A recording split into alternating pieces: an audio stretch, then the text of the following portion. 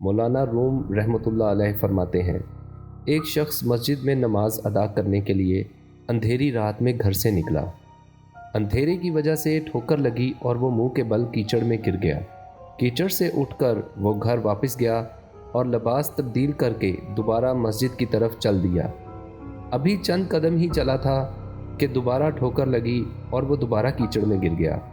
کیچڑ سے اٹھ کر وہ ایک بار پھر گھر واپس گیا اور لباس تبدیل کر کے مسجد جانے کے لیے دوبارہ گھر سے نکلا۔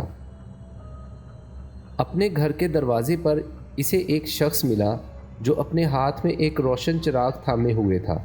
چراغ والا شخص چپ چاپ نمازی کے آگے آگے مسجد کی طرف چل دیا۔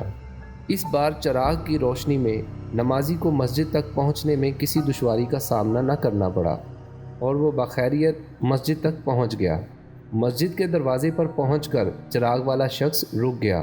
نمازی اسے وہیں چھوڑ کر مسجد میں داخل ہو گیا اور نماز ادا کرنے لگا۔ نماز سے فارغ ہو کر وہ مسجد سے باہر آیا تو اس نے دیکھا چراغ والا شخص اس کا منتظر ہے تاکہ اسے دوبارہ چراغ کی روشنی میں گھر تک چھوڑ آئے۔ جب نمازی گھر پہنچ گیا تو نمازی نے اس اجنبی سے پوچھا، آپ کون ہیں؟ اجنبی بولا، سچ بتاؤں تو میں ابلیس ہوں۔ نمازی کی حیرت کی انتہا نہ رہی۔ اس نے پوچھا، تجھے تو میری نماز رہ جانے پر خوش ہو جانا چاہیے تھا، پھر تو چراغ کی روشنی میں مجھے مسجد تک کیوں لایا؟